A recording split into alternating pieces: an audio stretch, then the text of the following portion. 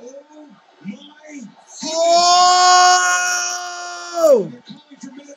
Oh my God! Oh, I thought they were calling for medical attention for Rodriguez. He's just. What just happened? The Korean zombie is still out. Guys. I really. Oh. What just happened?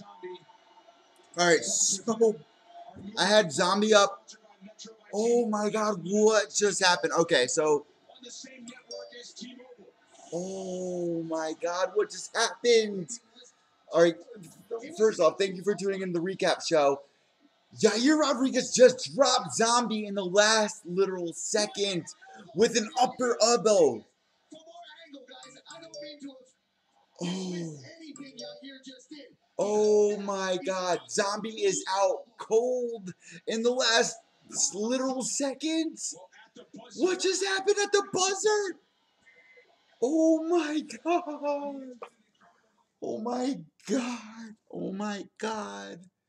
What is the official decision? I don't even know. The ref didn't even wave it off like it was a finish. It was just end of the round. But Yair clearly finished the zombie. My phone's going crazy right now. I don't even know what to say. The official decision's coming right now. I literally had the zombie up pretty much every round. But oh my God, what just happened? I am bringing back the recap show. And what a way to do it. What a way to end the 25-year anniversary.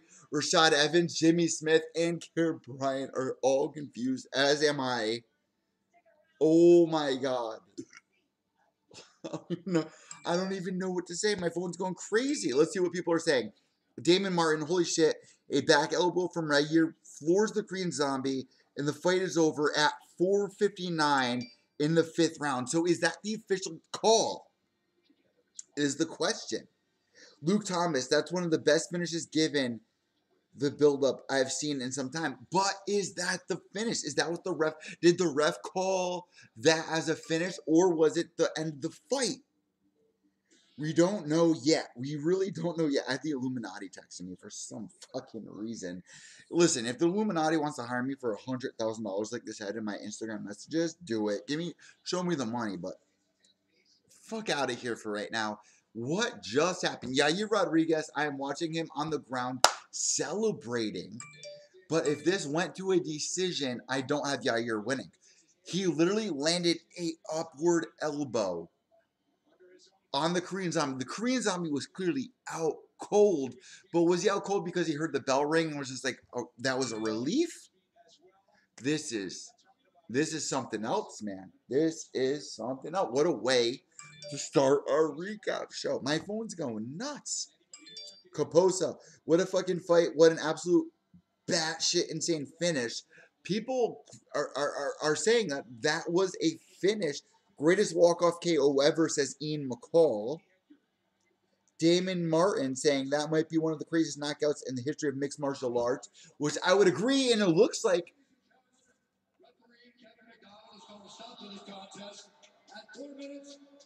I have to mute it. 4:59 of round 5. Oh, oh my God. What a way to finish the 25-year event. Oh my God. Oh my God.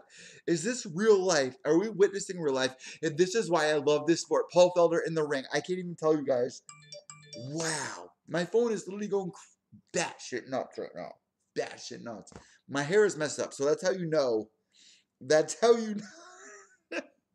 That is literally how you know it was a crazy night of fights. Yair Rodriguez was losing, in my mind, at least 4 out of the 5 rounds. Ends it in the last second with an upwards elbow. Oh my God. When I did the preview show, which was shut down by Trippie Redd, because I started the show and ended the show with Trippie Redd's new album to support Trippie Redd. So fuck you, Trippie Redd. Come on. Subscribe down below. But first off, oh my God. Yair Rodriguez in the biggest win of his career in the last second on the 25-year anniversary. Huge, huge. This is so huge. This is bigger than Yair. This is bigger than the BJ Penn fight. It looks like he's saying that he broke his foot. I had Korean Zombie up every single round of this fight. Korean Zombie looked absolutely amazing. Let's take nothing away from him. He had this fight if he lasted one more second. And that's what I love about the sport, is that you can't count anybody out until the last second. You could be down every single round. But until that last second, I don't care. And what a way. Oh my God. I can't believe we just witnessed this. Do you guys hear my phone going insane right now? The chat room is going nuts for Pure Evil MMA. Okay. So let's start the show off with this. Oh my God. I can't even get my shit together right now. I really can't even get my shit together. That was absolutely insane. 1 second left in the entire fight. And Yair Rodriguez finishes it. Let's go to my downloads. Where are the downloads? Oh my God. Yair Rodriguez. You know, I'm literally speechless. So, in case you guys out there don't know, the last loss for the Korean Zombie was the title fight against Jose Aldo. After that, he was away for a few years. He was away for a few years. He comes back, beats Dennis Bermudez with a brutal finish. Comes back to this fight with Yair Rodriguez, who was away for a year and 5 months. A year and 5 months. Why I say ring rust is not real. And finishes the Korean Zombie in 1 second. One second. I'm literally speechless right now. Literally speechless. So right now I'm going to announce our winners for the Pure Evil MMA Army, the Pure Evil MMA Empire, for the Tapology account, and then we're going to review the fight. We're definitely going to review this fight. Holy shit. I'm literally speechless right now. I'm literally speechless right now, guys. I literally don't even know what to say. I thought I was about to announce to everybody that the Korean Zombie won this fight. Up until that last second, which is why I love this sport so much. Let's get into Since 1993, MMA fighters from all over the world have gone into battle, shedding blood, sweat and tears to prove that they are worthy of holding the title of champion. At every UFC event, as the fighters throw down in the octagon for our entertainment, each hoping to validate that they are the best by someday having a UFC belt strapped around their waist. A second competition rages amongst the Pure Evil Army for the right to lay claim to the prestigious Crystal Skull belt, for ultimate pick-em bragging rights over their evil brothers and sisters in arms. And this week, after climbing their way to the top of the Pure Evil ranks, the prominent honours of the Crystal Skull are awarded to... It looks like... Okay. So it literally looks like JC. So James, you've won. You've won the Pure Evil MMA Pick'em. We are back in action. You got 8 correct. In second place, Tap Out Ninja 101. In third, our boy Barry. In fourth, Misty. In fifth, Chill Zone. In sixth, Maltz World. Wow, a lot of you guys did really good. But it looks like James, Tap Out Ninja, and Barry came in the top 3 with between 8 and 10 correct picks. Holy shit. I came in last place. But wow. What an amazing night of fights that was. Let's review this entire card. Let's go back. Wow. I am literally blown away. Kevin from Chicago said, I thought the fight was over when that shot landed. And you know what, dude? I have to agree. Kevin, I 100% agree. I thought the fight was over. It seemed clear that Yair Rodriguez, on a lot of people's tweets,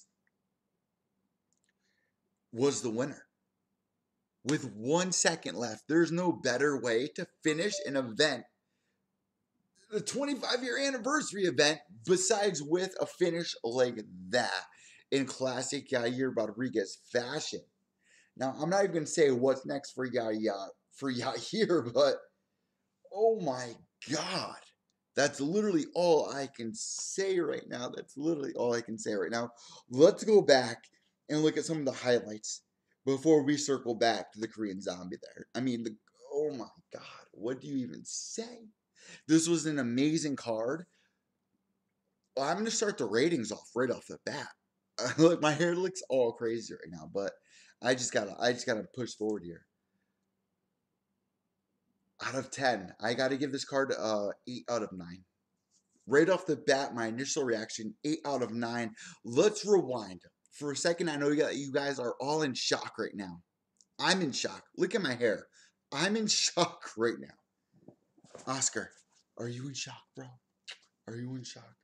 Did you see that? You heard Dad yelling at the TV? You thought I was a crazy person? Well, there was a fucking reason why I was screaming at that TV, bro. Oh my God. I can't even believe what just witnessed. If there was any way, I say this all the time.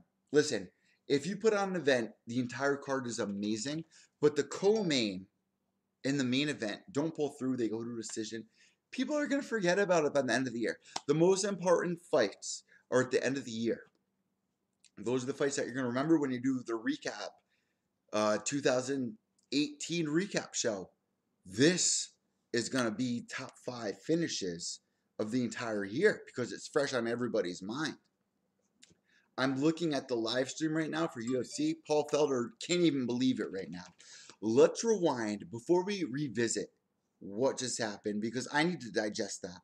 I need to just kind of sit back, breathe for a second. Because I'm going to tell you right now, if that 1 second passed by and he didn't do that elbow and finish the Korean Zombie the way he just did, I would have the Korean Zombie up every round. 4 rounds to 1. 4 rounds to 1. Easily.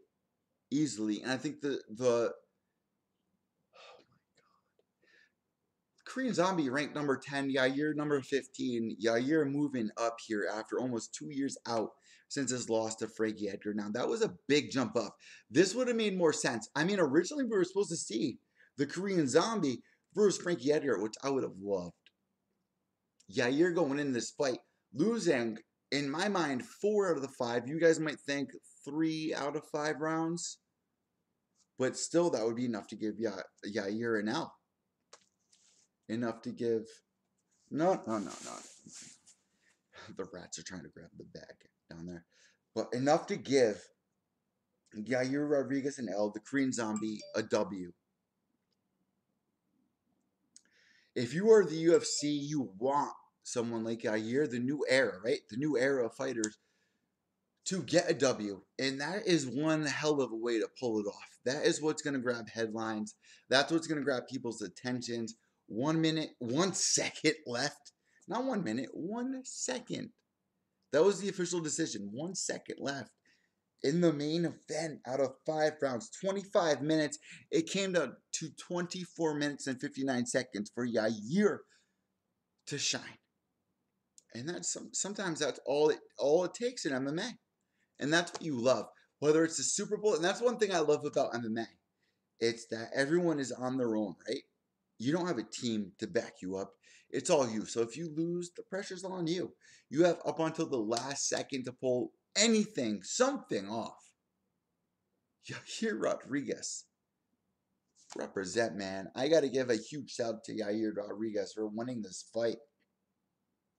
let's rewind now. Before we revisit that, we are going to end the show talking about Yair Rodriguez versus the Korean Zombie, because I need a second to just fathom what just happened there. Let's rewind. Okay, so Cowboy Cerrone in the co-main event gets the W against Mike Perry. Now, this is a weird fight. In the preview show, which was taken on by Trippy Red, so if you guys did not catch the preview show, I'm sorry, because I did it last minute, which I thought would be a great idea, which was actually a really good idea, because we pulled in a whole bunch of views until Trippy Red himself pulled it down, because I used this song for the intro and the outro.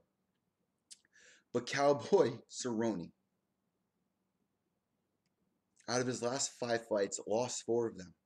And this is a guy who never lost 2 consecutive fights in a row. If he lost 1, he gets back on winning ways. In recent years, he's had some struggles. There's been some things that just kind of put him off track and just kind of made him question the sport in general and his gym. Now, Mike Perry, who also trains at the same gym.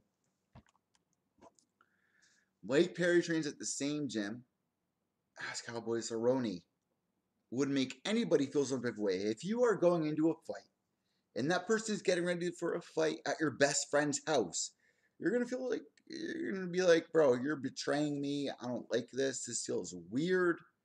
I don't like this one bit. Cowboy said that. Cowboy put that in the back of his mind and was able to get the W. Now, huge shout out to Mike. Huge shout out to Ann. I even picked Cowboy Cerrone because even if I thought this fight would go to a decision, I thought Cowboy Cerrone was going to be able to do enough. Inside 3 rounds, 15 minutes, I think Perry, maybe he was going to be able to land some real heavy shots. But all in all, I thought Cowboy Cerrone was going to be able to do more damage, be more active. And that's what we saw tonight. And we saw Cowboy Cerrone go in there and get the sub and have his grandmother and baby come inside the octagon. That means so much to people who have been following the UFC, who have been following Cowboy Cerrone. It means so much to see somebody like that, a veteran of the sport, coming over from the WEC. Somebody that never lost consecutive fights, to finally get back on track, which is why I said I thought this was a bad fight. If you were Mike Perry, this is not the fight you would want to take, in my opinion. You would want to take somebody that's a little bit below Cowboy Cerrone status. I mean, I'd be smacking myself if Cowboy lost, because this would be huge for Mike Perry, and I'd be praising Mike Perry right now. But right now, that's not reality. Right now, it's post-fight. Mike Perry lost via submission. He even tapped. Good call on the referee. Obviously, he tapped, but Mike Perry needs to get back into his ways of finding some opponents that aren't top level, top 10. I told you guys on the stream beforehand that I wanted to see Till versus Cowboy Cerrone. Now, Till definitely has a win over Cowboy, which was kind of weird when he called Cowboy out. A lot of people out there were like, what the hell are you doing? But it worked in his benefit. And like I said, there is a blueprint to beat Cowboy Cerrone, but who can really beat Cowboy Cerrone following that blueprint? If I went in there, look, oh, if I just rush at Cowboy Cerrone, I'd be able to beat him. Not a lot of people can actually do that. Till was able to do that. Mike Perry, on the other hand, needed a win really bad. I think he won 3 out of his last 5, lost 2. Now he has won 2, lost 3 out of his last 5, which really sets you back. Not stepping back much because you fought somebody like a veteran like Cowboy Cerrone and lost, but it's still definitely a step back, whether any way you look at it. But when somebody like Cowboy Cerrone gets a win like this, a veteran in the sport that's been in the scene since WEC era, and I got a lot of people inside the Pure Evil MMA empire that follow Cowboy and are huge fans of Cowboy, I have to celebrate, right? So Mike Perry, wish you best of luck moving forward. Cowboy Cerrone, having your grandmother going there, have your baby going there. I really hope that you get back on track, break the top 10, get back to a title contender shot like you were last year at this time, or at least a year and a half ago. Before that, we had Jermaine Durandamy, who just returned after her fight against Holly Holm.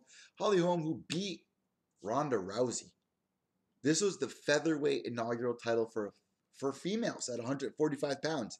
This was a huge fight. Now, after the fight, we all wanted Jermaine Durandamy to call out Cyborg. She did not want any part of that, and we all felt some type of way about that, right? Like, we were all like, listen, you knew the UFC opened up this division strictly for Cyborg. She wasn't ready yet. We had the inaugural fight, which meant the winner would be fighting Chris Cyborg. Jermaine Durandamy clearly did not get that message. After the fight, we all kind of were pissed off. A lot of you guys were pissed off because, one, she had a couple late shots in the fight. The referee didn't get in between. There were a couple late shots after the bell. And then, after the fight, she was like, I don't want to fight Chris Cyborg. I'm going to take some time off. And then she ends up telling everybody that she doesn't even want to stay at this weight class and relinquishes the title, which goes to Chris Cyborg. So it really left a bad taste in everybody's mouth. She goes in there against Raquel Pennington. Now, Raquel Pennington also left a bad taste in everybody's mouth because she kind of quit against Amanda Nunes. Now, she didn't actually quit. She went to her corner and was like, I can't do anymore. But her corner sent her back in there. Was like, no, you need to go back in there. You need to finish this fight. We're not going to throw in the weight. We're not going to throw in the towel. That will look even worse. She went in there. She did her job. But at the end of the day, she quit. On a lot of people's minds. Jermaine Durandamy tonight gets the W, but I don't think that puts her in graces of a lot of fans inside the UFC. So that is up in the air, but Jermaine Durandamy, after a while away, I believe a year and 8 months away from the UFC, she gets the W, but I don't know where this puts her inside that division. Could she be next for the title shot? I don't know. Let me know on Twitter at evil_echo. That's EVIL_UCCO. Or on Instagram at pureevil_. My phone is blowing up right now. Before that, Beneil Dariush getting the win. I think one of the biggest upsets of the night. Let's rewind. We're going to rewind even further back. Controversial, very controversial win tonight. Chaz Skelly and Moffitt. Now, I literally texted Chaz Skelly, who's been on the show before in the past after one of his wins. He did not tap. To me, it did not seem like he was even out. But the ref stepped in, and it's really hard for a referee to be in there. See somebody's arm go a little limp. It's like, when is the right time to call a fight off? Do you wait for the eyes to roll back in the head? Like, obviously, if you're a ref, you're trained to realize, like, this person's unconscious, this person, you know what I mean? Like, but to me and to a lot of people, especially afterwards, after reviewing the fight, it seemed like the referee, instead of realizing what actually happened, he was just defending himself. And even Luke Rockhold himself tweeted that out, and I shared it onto my Instagram page. Well, it's really quick. Let me rewind to that. Basically, Luke Rockhold was like, instead of the ref being like, okay, I was wrong, he was like, no, this is why I was right. And clearly on the replay footage, Chaz Skelly wasn't out. And the one thing that shows me this is because as soon as the ref pulls him off of his opponent, he's clearly angry about it. Like, within that split second, he's like, what are you doing? And he even went to Paul Felder and was like, no, go back, look at the footage. And one thing I got to praise Paul Felder about, like, clearly he knows who Chaz Skelly is. He wasn't biased about this. And Joe Rogan, after the Alistair Overeem fight against, who was it against? Stipe Miocic, where he claimed he got the tap against Stipe, but no one else saw it besides Overeem, which I thought I saw. He interviewed Chaz Skelly, which it's against the rules inside the UFC to interview somebody that was just finished. So I got to give a huge props and a huge shout out to Paul Felder for doing that. It means a lot because we were so unclear about what just happened. And Chaz Skelly, he was kind of taking in pride, his opponent coming off his debut, getting a win in a very weird manner. I'm going to be trying to get Chaz Skelly. I even sent him a text message. I even sent Luis Pena a text message. Did I send Luis a text message yet? Let me see. Really quick. No, Mike Trezano. I sent Mike Trezano a message saying, congratulations, Mike. Let's get you on Sunday's post show. Also, Chaz Skelly. So hopefully we'll be able to talk to Mike Trezano. who got the win over Luis Pena. Now, Luis Pena, if you were the UFC, you want somebody like Luis Pena to win this fight, but Luis Pena, not a great fight to go in there against, because it's somebody that you're on the Ultimate Fighter with, somebody that you kind of grew close with, which means there could be somewhat of a weird presence there. Like, I don't know how fighters feel, but for the most part, if two fighters are going in there and they're friends with one another, there's that vibe there. Like, there's no way you can get that out of your head. Like, I lived with this guy, I slept in the same room as this guy, like we were roommates for 6 weeks or whatever. How do you get that out of your head, and how do you go in there and literally physically attack somebody like that? I understand it's a sport, but you got to realize that that emotional state is still there. How do you block that out of your head? Luis Pena went in there, did a great job, but at the end of the day, Mike Trizano getting the win. Mike Trizano did defeat Joe Giannetti, who honestly should have got the contract over John Gunther, over Julian Erosa, who we saw fight tonight. We saw a lot of UFC Ultimate Fighter veterans go in there tonight that shouldn't have been there over Joe Giannetti. Let's be real. You guys may not agree with me, but I believe 80% of you guys will agree with me. If there's anyone in there that should have been in there, especially like Julian Erosa, John Gunther, like what are you doing? John Gunther got knocked out in 13 seconds against Joe Giannetti. John Gunther was also like a plus 1,400 underdog, the biggest underdog on tonight's card. Why is he signed? And why are you matching him against somebody like this? It just doesn't make any sense to me. Somebody messaged me and was like, this is why, Ed. It's because he doesn't shear llama. And it feels so right, because we even had Josie Shorey Torres on the show. It was like, listen, the UFC is in the WME IMG era, which is more entertainment. The UFC is becoming more of the WWE era, where it's more like an entertainment field, where it's not like the best fighters in the world are going in there to showcase their skills. It's the most entertaining fighters are going in there to showcase their entertainment before the fight and during the fight, which is just so sad, because Joe Giannetti, I think he embodies all of that. But Joe didn't get the contract. He went to a draw in Cage Titans. You can say whatever you want, but to be a plus 1,000 plus underdog on the night, you gotta wonder, like, okay, how did he get signed and not the guy who beat him on the Ultimate Fighter in 13 seconds, getting the quickest finish in Ultimate Fighter history? Answer that one for me. It goes on the entertainment business, and that's not the way it should be. It's really not the way it should be at all.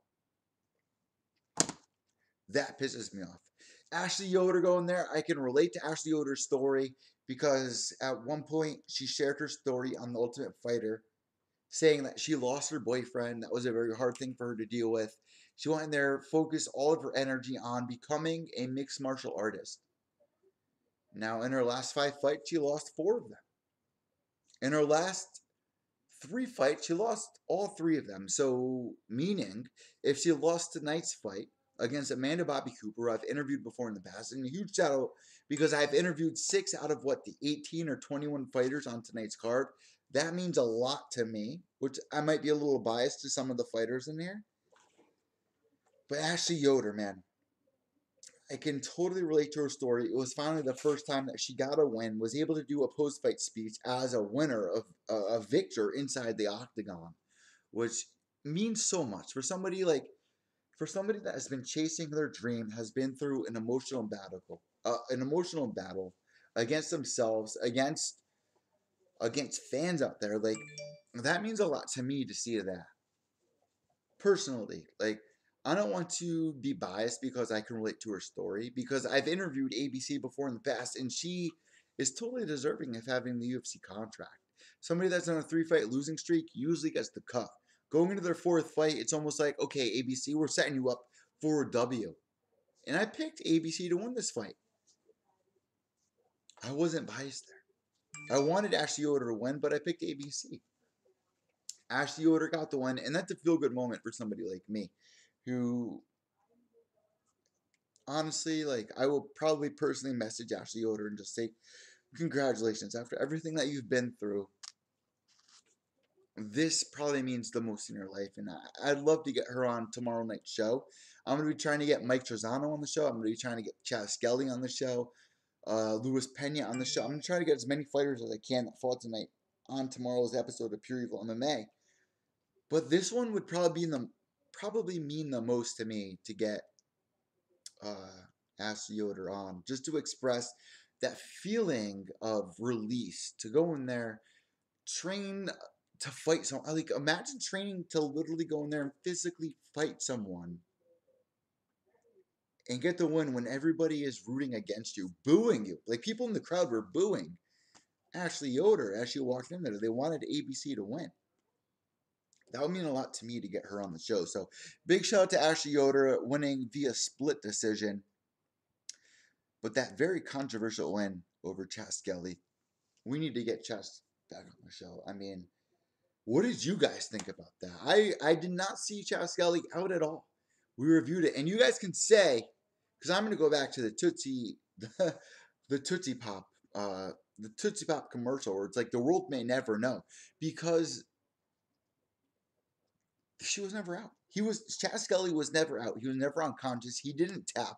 The referee went in there and split them up, so the world will never know. Even if he couldn't escape that choke, we will never know, because the ref stepped in there and prematurely finished the fight, saying that it's all over, which I don't think was fair, which is why I'm really happy that Paul Felder did the post-fight interview, which is against UFC policy, remember.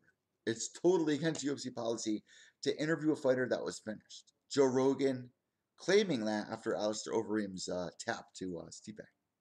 But guys, this was the perfect fight card for the UFC 25-year anniversary. Now, I tweeted out, what was your first experience with the UFC?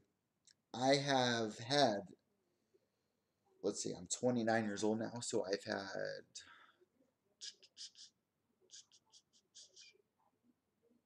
20 years since I've done my very first interview on air with KC101 with Stone Cold Steve Austin. 20 years I've been following the sport, and the first time I ever, like my father, when I'd go there on the weekends, he'd watch boxing with his best friend Billy every time there was a big pay-per-view. And I'll never forget watching Mike Tyson versus Holyfield, which me and my mom were actually sitting here watching the replays from that. And there's actually a Mandela effect with it, like people saying that it never happened, which you guys can go on YouTube and watch that yourself. But I was sharing my first experience with the first time I ever watched UFC, which was going to Tommy K's. I'm 29 years old, which is crazy to say. I'm 29 years old. And there used to be something called Blockbuster and Tommy K's back in the day. And I used to rent Goonies. I used to rent, which I actually got a Goonie shirt today.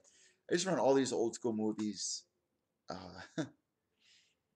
And a big part of the rentals, besides the video games, for Sega Genesis. Which, remember, like the late fees? Remember late fees? If you didn't return a video game on time or a movie on time, they used to like $40 late fee charges, which thank God my parents paid for some reason.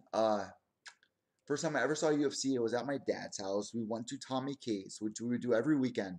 And I would get to pick out either a WWE like replay of one of their old pay-per-views or whatever I wanted, and then we'd watch a movie together and a video game. We'd get 3 things. And we'd do that during the weekend, Friday, Saturday, Sunday. I'd play the video game all weekend. He would return it on Monday. But I would always rent a WWE card. And then I ran out of things to watch. And they had WCW, which was like underground WWE. And then they had something called the UFC with Hoist Gracie, UFC 1. I was like, to me personally, as a little kid, I think I was like 9, 10 years old. Like, I literally used to get yelled at.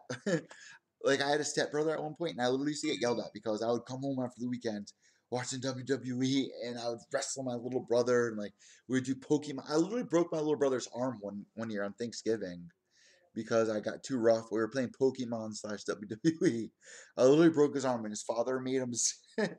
His father wouldn't bring him to the emergency room. He told him that he was faking it, but literally, my little brother had his arm like this, and I jumped on top of it, and I literally broke his arm. He was in a cast. But I don't know. I was always pretty rough, and I think it was because I was just such a big fan of combat sports growing up. And the first time I saw UFC, look at my hair. first time I ever saw UFC was renting it from Tommy K's. And I'll never forget, like, as a kid, you don't know like what's real, what's not real, because you think WWF is real, but your parents are like, "Oh, that's not real." Like, you have to understand, these aren't real characters. This is scripted. And I would go to school and people would be like, "Oh, you watch this? It's fake. It's fake. It's fake." When I watched UFC and I saw that guy's tooth get knocked out, kicked out of his mouth, and I remember asking my father. This was after like watching Mike Tyson and all that, because obviously I knew boxing was real. But like, I finally found something that I thought was really interesting, which was the UFC. First UFC pay-per-view, which went down in 1903. I don't think I rented it until like 1997, 1998, the first time I ever saw a UFC card, which was, like I said, from Tommy K's. But I remember asking my father, I was like, "Is this real?" And he was like, "Didn't you just see that guy's tooth get knocked out?" And like, to me, it seemed even more fake because somebody's tooth got knocked out. But to him, it was like, "No, dude, this is not fake. This is real. We it said 18 and over for you to rent this. I'm your parent. I rented this. You can't rent. You can rent WWF if you're a kid, clearly, but this is more violent." And at the time, when these stores are open, like Tommy K's, Blockbuster, and stuff like that, you had to have parental guidance. And I do remember them asking, like, "You understand this is real, this is violent," and I remember that so clearly. It's so crazy. But that was the first time I ever watched it, and that was 25 years ago. Tonight was the 25-year card for the UFC, which is absolutely huge. They did it out in Denver, Colorado tonight, which not at the same arena, but a couple miles down the road, bigger arena. And they pulled off, like, for them to pull off that finish in the main event, you can't ask for anything better than that. Like I just said at the beginning of this podcast, when you have a card like this and your co-main and main event don't end in finishes, people are gonna be like, "Oh, it's hard to remember, right? It's hard. You're not gonna really remember that card at the end of the year." This is gonna be on the top 10 finishes of the year without a doubt, especially Yair Rodriguez being the new era. That's what we're all entwined with. That's what we all love hearing. That is a huge win. That is a huge win for Yair Rodriguez. A big loss. Big loss for Korean Zombie. Big loss for Violent Bob Ross. If you were the UFC, you wanted Violent Bob Ross to get the W. I even saw a big media outlet saying, it's a new era. Luis Pena is part of that new era. I'm not saying he's not anymore after this loss, but for somebody to be undefeated, come inside the UFC, Ultimate Fighter alumni at this point, and get the loss to another guy who made it to the finale, who beat everybody, including Joe Giannetti in the finale, you got to give him props. We got to give Mike Trizano huge props here for shutting down the hype train of Lewis. It's a little upsetting. I gotta agree. It's a little upsetting, but there's nothing you can do. Now, last thing I want to talk about before I end today's stream. Mallory Martin has lost to Barber. Now, Barber is obviously a female fighter, but I will say this. Even though Barber won tonight, I would love to see the rematch with her and Mallory Martin. The rematch, number 2. Because Barber came in 8 pounds overweight. I immediately messaged Mallory Martin after our original live stream, which was taken down by Trippie Redd and his record company. I messaged Mallory Martin tonight, and here's exactly what she said. And now the Pure MMA Empire was tweeting out to Dana White, "We want to see the rematch." Here is my conversation. Here's my conversation with Mallory Martin. Make sure you follow Mallory Martin on Instagram at Mallory YY. MALLORYY _Martin MARTIN. This is what I said to her.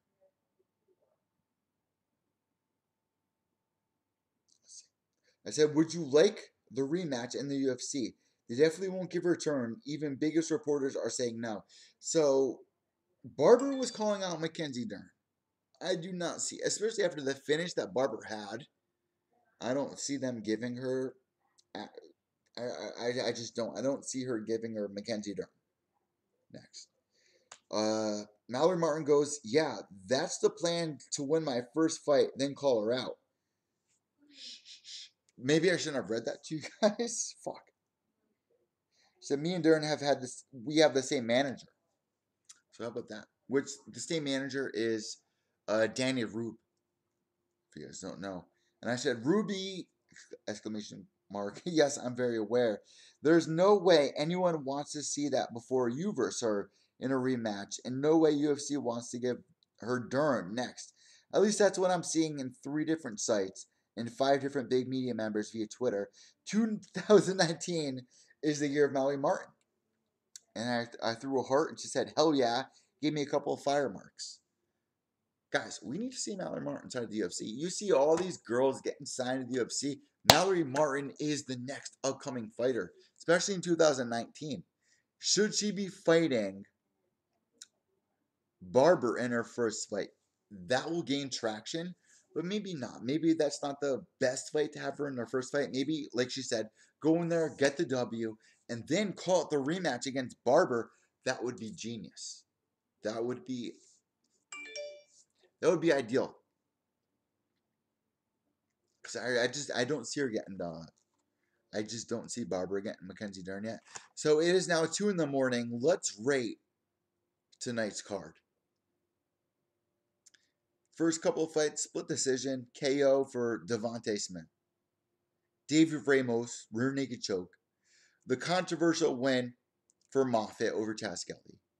Yoder getting the win, which was a huge win over Amanda Bobby Cooper.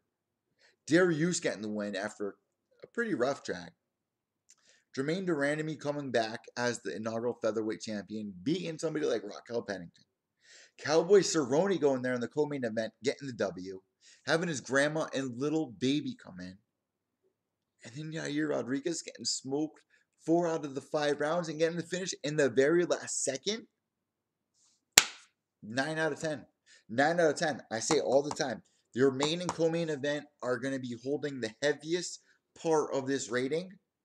9 out of 10 for UFC Denver. Let me know what you guys think on right here in the chat, and obviously down in the comments below, but also on Twitter and Instagram. Follow me on Twitter at evil_echo, TVIL_ECCO. Also on Instagram at pureevilMMA_. Guys, you see the tattoo. This is a lifestyle. This is a lifestyle for me here in media. I'm not going anywhere. Pure Evil MMA for life. I'm not going anywhere anytime soon. The media can bash me. They can try to take all the interviews that I set up and say, don't go on this guy's show. We just had Shorty Torres on. We just had Jared Brooks on. We had Mitch Raposo on. The flyweight division cut. Huge interviews for them. We've had some of the biggest interviews this year on Pure Evil MMA with some of the biggest names inside the UFC. I am doing a show with James McSweeney, UFC vet. First pick on the Season 10 of Ultimate Fighter. Team Rashad Evans coming over with Big Brown. Big Brown, Brendan Schaub came over with my co-host, James McSweeney, for Team Rashad Evans. This has been a huge year for Pure Evil MMA. This has been a huge year for the UFC as well.